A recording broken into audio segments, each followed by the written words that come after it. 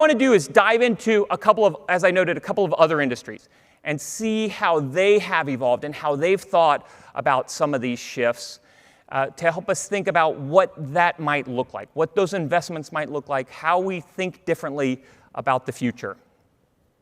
The first example I wanted to bring out was the Swatch of the 1980s. Now think about what Swatch stood for. Who in this room had a Swatch?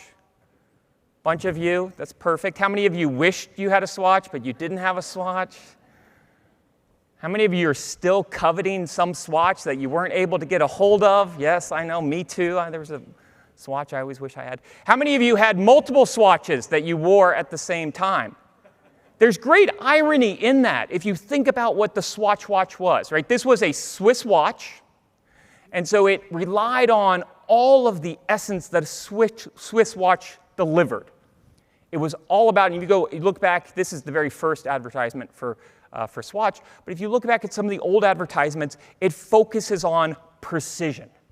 We're going to deliver you the precision that you expect from a Swiss watch. It's hard for us to remember that our watches used to not be precise, right?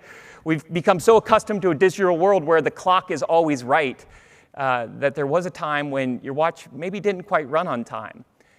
Sometimes I wish I had that excuse still that I could use. I'm sorry, my watch is just off. So they focus on that Swiss precision, but delivering it at a fraction of a cost, partly because they manufactured the watch differently.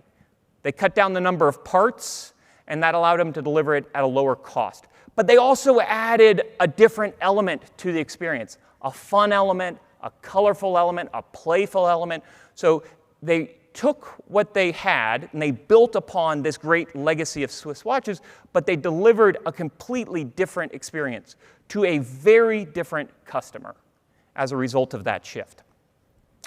And you can see it was all about wearing a watch in all of these environments that you would not have normally worn your Swiss watch.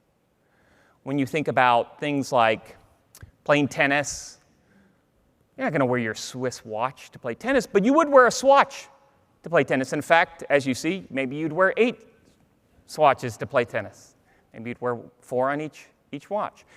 And so Swatch relied on, when they think about their advertisement, they pulled in a lot of celebrities and stars, but they highlighted how this was a watch very different than any other watch you had had. Not just the color scheme, not just the designs and the playfulness and the artist collabs, not just the manufacturing, but also where you could use that watch. They broadened the idea of a Swiss watch. So you see models wearing watches, you see race car drivers wearing swatches, you see actors wearing swatches, even around their necks they're wearing swatches. Everywhere you could put a swatch. Skateboarders. They were broadening a market to play a universal role in all of these different segments. And to me, it's also interesting that so many of us wore multiple swatches, because you would have never done that with a Swiss watch. You would have never done that with an expensive Swiss watch. In fact, if you had an expensive Swiss watch, you would probably take it off at night. You would put it back in its box. You would kept it safe and protected. You wouldn't wear it everywhere. And so by changing the business model, by changing the price point, by changing what you were delivering, you saw not just an explosion of the user base that started to use Swiss watches, that wore swatches, but also that they would wear multiple ones, which was really unheard of when you think about what a Swiss watch had been. I just include this one because this screams to me classic Swatch, 1985, right? You've got colorful hair, off-the-shoulder sweatshirts. Like, this was peak 1985 Swatch. So what does it take to get there? It takes innovation. It takes rethinking the norms that we have always followed within an industry. It takes ruckus making. I think we have to be disruptive. We have to take risks. We have to think about trying new things.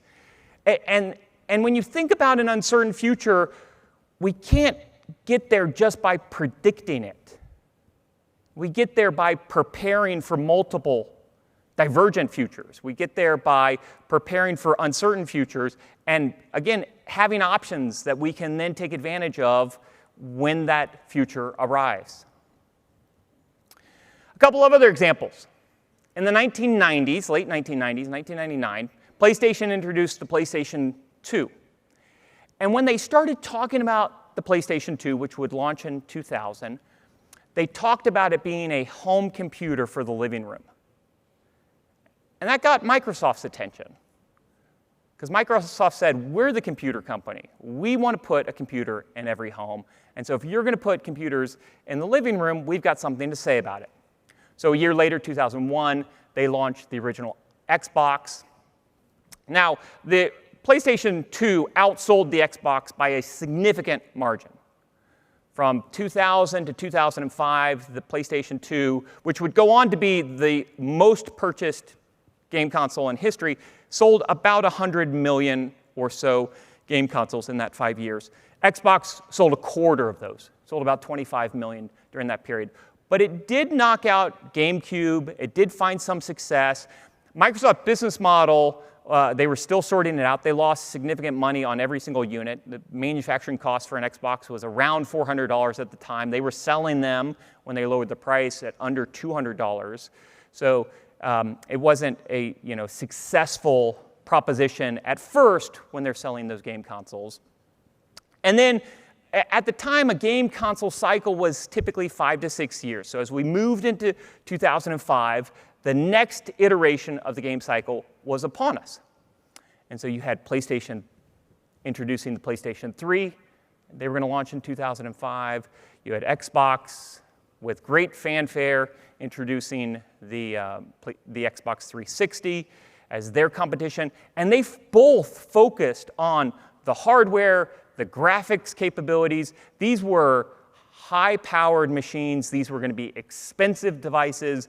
They were going to be high-horsepower gaming platforms that they were going to bring to market. And Nintendo looked at this and said, we can't compete with that. We can't bring something to market at a price point that's going to be competitive with all of the horsepower that Sony is talking about and that Microsoft is touting. So what did they do? They bring out the Wiimote and the Wii, right? A very different, distinct console.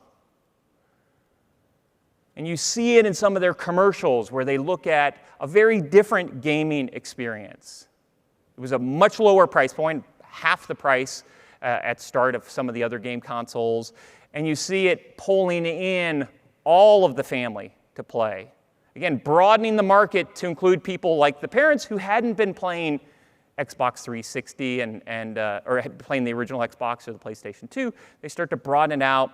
And they would run a lot of commercials like this that would highlight Wiis and retirement centers and all of these other different environments where game consoles had not really existed. The Wii would go on to sell about 100 million units. And I think one of the other things that they discovered in all of this was prior to that point, a household might have just one game console. They might have a PlayStation, they might have an Xbox. They gravitated to one of the platforms and then continued to invest in that platform. And there was some backwards compatibility with some of the physical media. But when the Wii from Nintendo offered a much lower price point, they could add that to the mix. So you might have households that had a PlayStation and a Wii, or an Xbox and a Wii. But very few households had both a PlayStation and an Xbox because of the price points and because of the overlapping functionality. And so they're able to offer a very differentiated experience. And just one final example here from Vancouver, of course, Lululemon, 1998, introduces a whole new category, right? What would you call this category?